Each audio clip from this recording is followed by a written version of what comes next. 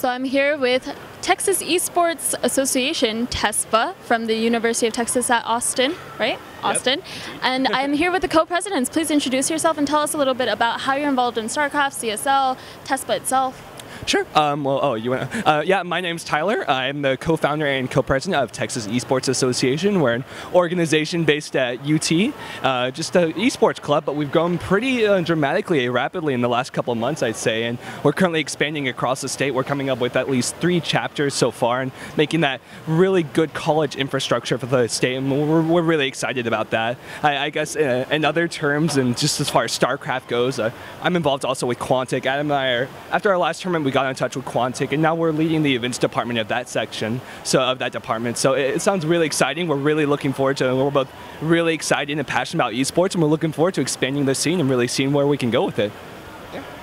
Yeah. You want me to hold it? Okay. I am Adam Rosen. I also co-founded and I'm co-president of the Texas Esports Association.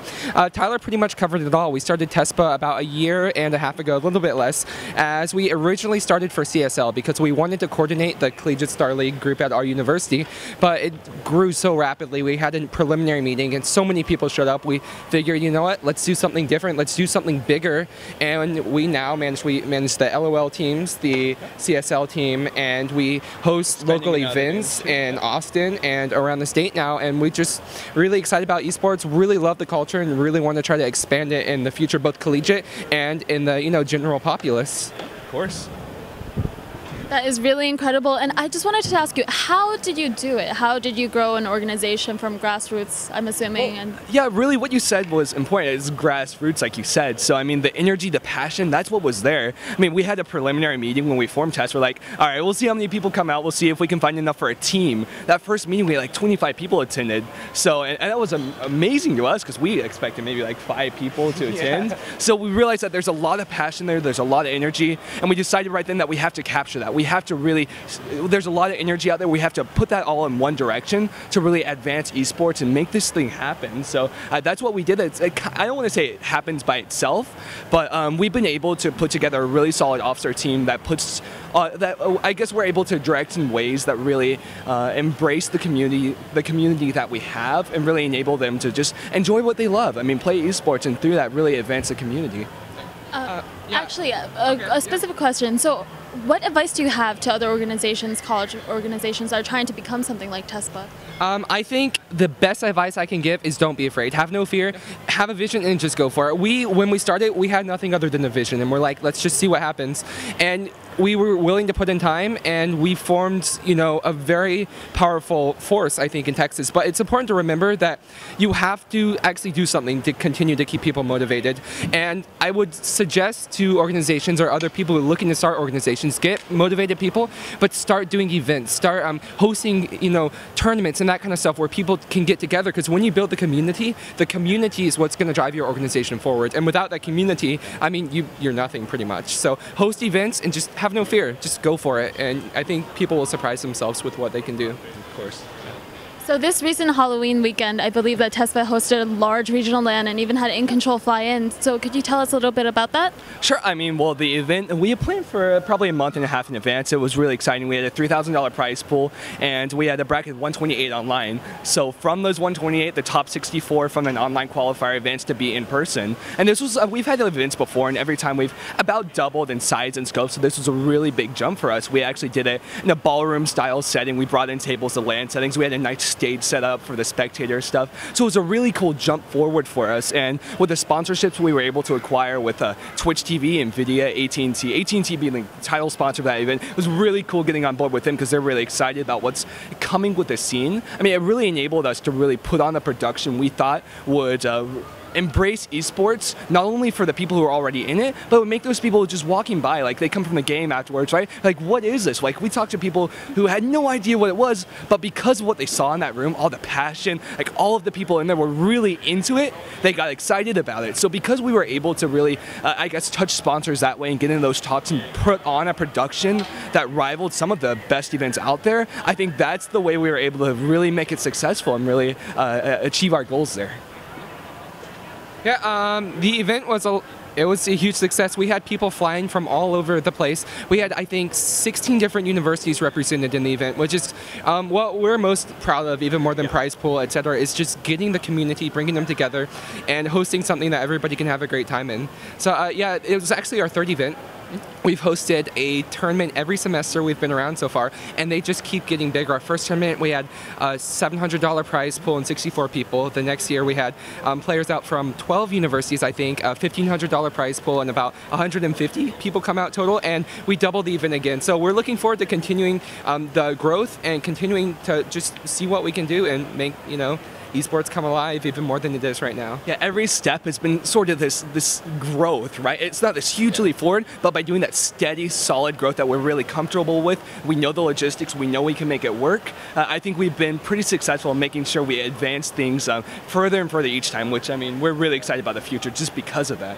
Definitely, and what are your plans for the future? I think we have some exciting things coming in 2012. We do have some exciting things coming in 2012. I mean, first thing we're looking for is the CSL event, of course. We're really excited about CSL bringing in that regional land to really bring in all the universities, not only in Texas, but in the region to compete against each other in that CSL style, but in person. Because, I mean, CSL, it's all online right now, so having those people in person should be a great opportunity for everyone involved, I think. And aside from that, we're working on a couple other events, an invitational, a pro invitational, that will kind of be, I guess, incorporated with that CSL event. So that should be pretty exciting also. Yeah, one of the things we are looking forward to doing is, along with the CSL event that Tyler mentioned, we'd like to bring the professional and the collegiate levels together, because we feel that when we bring, when we bring those scenes together, that's where the real growth in the esports culture, the esports community can develop. Because I think right now the pro scene and the collegiate scene are kind of disconnected right now. There's a lot of passion in the collegiate world, but and there's not really a lot of, I guess,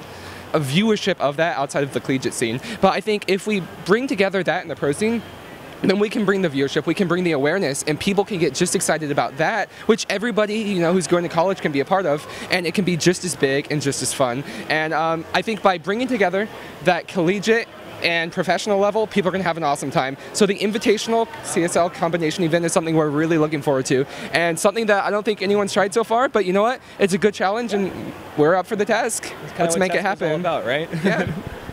No, that sounds amazing and inspirational. So, could you tell us a little bit about Quantic and how you guys are involved and how you got involved? Because I think a lot of people want to get into esports. What do you do to get there? Yeah, well, I mean, essentially after our last tournament, we talked to a couple of people. Alex Axeltoss, I guess, he's on Quantic, and he did some casting for us at the event. And during the event, he comes up to us and he said, "Hey, our CEO Mark, he's really impressed with how the event's running. I guess he was watching the stream and he wanted to talk to us.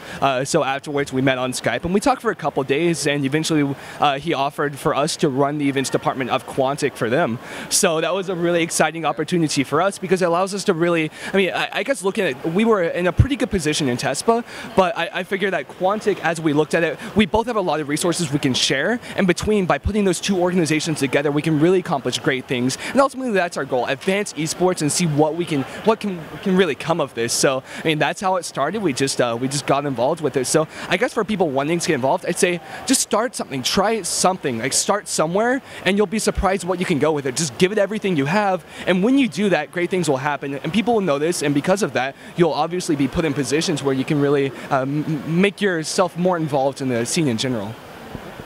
Yeah, I want to say that I'm really excited about working with Quantic, because, like Tyler said, Quantic offers a lot of resources that are just, they're really great, yeah. And we haven't really had access to those before, such as production value, media team, that kind of stuff. And we are very good at setting up logistics and that kind of stuff. So I think by putting those two, putting all those great, I guess, assets together, we can do some really cool events. And about what you were saying, getting involved, how to get involved with like the esports scene, just get out there and do something, because people will take, it won't be an overnight thing where, you host an event and, oh God, you're the star, right? But if you get out there and you steadily, you improve, you make yourself known, and you just get involved with the scene, people are going to take note, and you can volunteer where you can, help out, and before long you can, be involved with esports, and that's what it's all about. I'd say in a way, it's kind of the same thing with sponsors also, if you notice. Like, you start small, but once you begin making that name for yourself, it's really easy for people to take note of what you're doing and come on and support you, because I think that's what we're all in this for. And they see that they can get something out of it, and obviously you guys are going to get something out of it also. So just go forward with that and really try and make it happen. Right. Thank you for the words of advice. Do you have any last words, shout outs, teasers? Yeah, I mean, really, teasers, well, announcements. Announcements. Aside from the events we talked about, I think we have a bunch of other events coming up later in the year, which we're really excited about. We don't want to give too much away about that now, but I'd say stay tuned, because we have at least a semester full of events planned, which we think will be very exciting for everyone involved in the community. And other than that, I mean, a really thank you to everyone who's been a part of our success so far. I mean, everyone in TeSPA works so hard. It's a collegiate organization. Everyone's overworked with school and all that, but at the same time, they find time to channel that energy into the passion and into esports, because they really care about it. So nothing that we've accomplished would be possible without all those people, and we really thank them. And on the Quantic side of things, we're really excited for this opportunity, and we really hope that we can make great things happen for them as well. So, I mean, thank you to everyone who's been helpful so far, and we really are looking forward to an exciting year. Yeah, Tyler pretty much hit the nail on the head. We're going to have a lot of events planned for this next year. We're still working on some basic logistics for some of the more advanced events, I guess you could say. But I'm not going to say anything yet. Stay tuned. You'll see us around, hopefully. And before long, I hope to see everybody watching this at some of our events, because we're going to continue to keep growing, outreaching to the community, and just trying to create an awesome scene. So yeah, thanks to everybody who's helped with all of our endeavors in the past, and thanks to those who will in the future. You know who you are. All right, thank you so much for the interview, guys. Thank you very much.